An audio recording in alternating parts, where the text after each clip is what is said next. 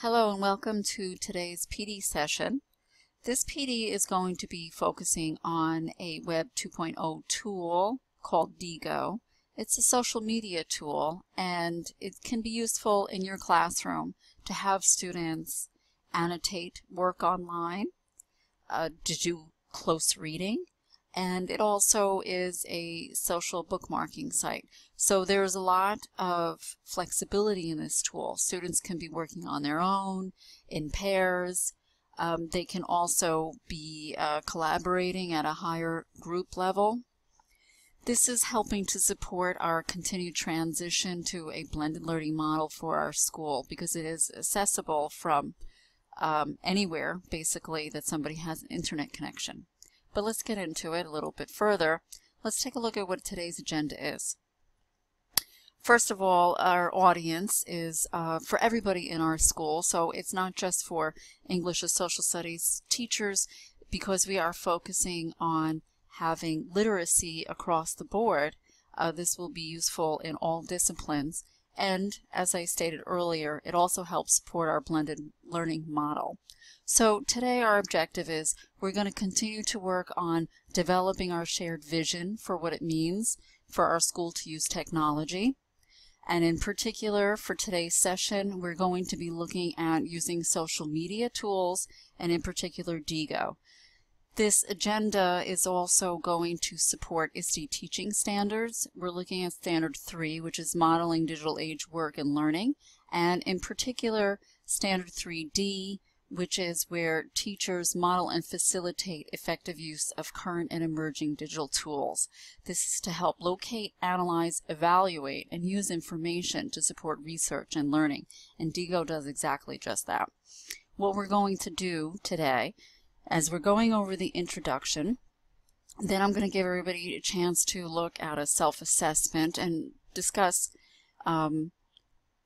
with the entire group, how are you using note-taking? How are you doing close reading in your own classroom? Is anybody sharing any resources online? All of these ideas. So we'll have a little bit of a self-assessment and then we'll share out.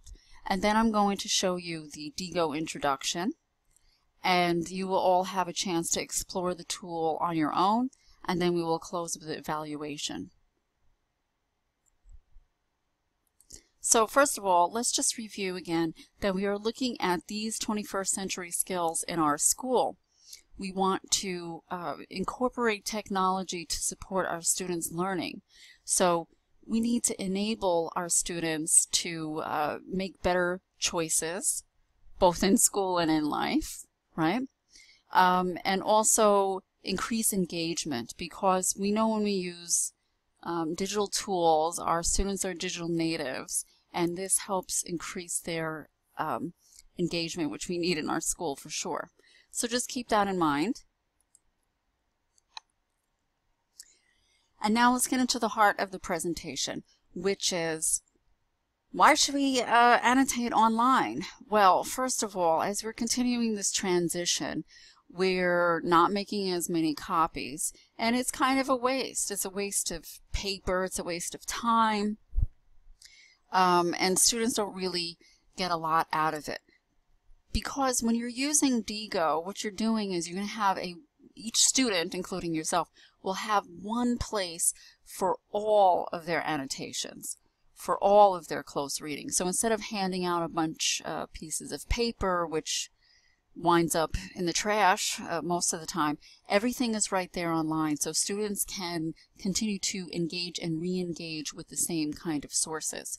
Also, when we use our school Diigo account, it freezes the web pages. So instead of like lost web pages, students would be able to get these, whatever their resources are, and it freezes that page from that time when it's accessed. So you're never going to lose it, which is fantastic. Students will get more interaction with the text because they're not just highlighting blindly. And it also helps keep the context, where the research is more powerful than just a cut and paste job, because we're having the students have more engagement directly with the text. Now, you might be asking, well, I use something that is not available. It's not a web page. Well, it's not just web pages. You can use, well, it is any page online. Okay, you can use a PDF file also. And you can also use a graphic file. So that means if you want to have students in particular look at a certain section of a textbook, we can easily scan it and then we can upload it into Diigo and students can interact with it that way. Or you can just take your phone and take a picture of the pages and upload it. And again, the students will have access to it. So there's a lot of ways to get the media that you want into Diigo. Continuing also, it's not just where you're doing annotation or close reading, it's also that students can use the social bookmarking feature. This is a really powerful idea that I want to encourage you to do, because the students, when they're doing research, they have this one place where they can leave their resources, and they can also share these resources. So for example, say you want to assign a research paper of whatever the topic is. Students can look at different places on the web, and when they find an article or a media source, they can simply put it in their group and they can share that source with each other. It's really powerful. You can also go outside of school groups and you can join other groups that are collecting information off the web that would be of interest to you personally or to the students in their projects, etc. So it's something that they don't just use in school, and neither can you. You could also use it for yourself. It's something that it's a tool that they will take with them and use for various purposes throughout life. So you know how much information is out there on the web. Not everybody can find everything. It's just going to take too long. We'll never get any sleep. But if you join Diigo groups, people are calling information for you in topics that you're interested in, and you can do the same thing. So social bookmarking, really powerful idea of using social media to expand students' interests and academic abilities. I say it's kind of like a more elevated Pinterest, but you actually have to read for this one. So anyway, I'm going to take you here to take a look at this example. Okay, this is an article that you can read on your own, but it's about social bookmarking 101 and can also help you figure out how you might want to use social bookmarking in your classroom. You might take a notice here. I have up here, it's called Diigo LED, and I'll show you how to get that in a minute. And what it does is, this is the tools that you use to mark up the text online. And I started doing it. I highlighted what is social bookmarking because I just clicked on highlight, and that's how you do it. I'm going to highlight that. And also you can add sticky notes, and this gives you or the students an ability to add their annotations directly into the article. So as you're reading something, you put the sticky note in there, you put your annotation in there, and you post it. You can make it private, you can make it available to whomever, it doesn't matter.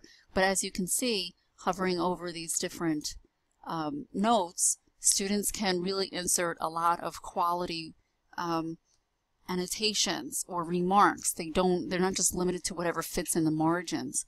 So that's important stuff. So that's using the highlighter, that's using the sticky note. They can also share, of course. Bookmark puts it right into their own library, and you can also read it later. So that's how you can mark up a text. You can read this article on your own when you have a chance. And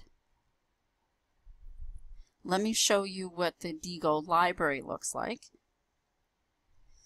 So this is my library. It's up here.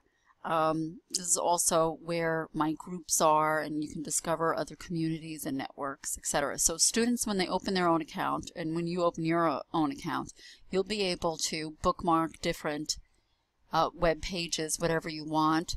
And then you can see I have a ton of information here, which you can then search, right? And then also you can see I was just marking up this article, and it shows up right here in my library.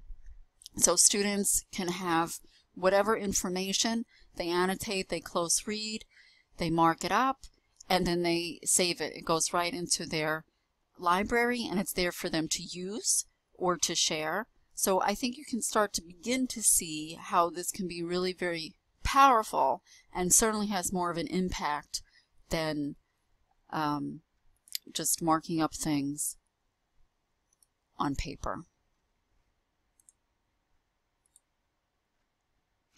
Okay, lastly, how do you get this? All right, so here are the links. First, you want to go to Diigo to open up a free account, and also let's go to our principal, who will give you an educator account for our school if you want to do that, and that actually opens up a few more options rather than just the free account. Then make sure that the Diigo Let is installed on your computer, and you can get it there. And the Diigo Let is that little bar that I just showed you that has the highlighter and sticky notes, and that just makes annotation that much easier. Drag and drop that onto your toolbar, and then start to annotate and social bookmark till the cows come home. Alright, so that's just a general overview of Diigo. There is a lot more to do. What I would like for you to do right now is to explore Diigo on your own or with people at your table, and then prepare to discuss ideas on how you think you can use this tool in your classroom by the end of this PD. So let's see if we can kind of collaborate and get some information together. Afterwards, also, I would like for you to please submit your evaluation of this PD, and the Google form is right here. So when you have a chance, please go to this Google form and quickly give me some feedback. I would appreciate it. Okay, and that's it for today. I hope this is of some help for you, and I will definitely be reading your evaluations.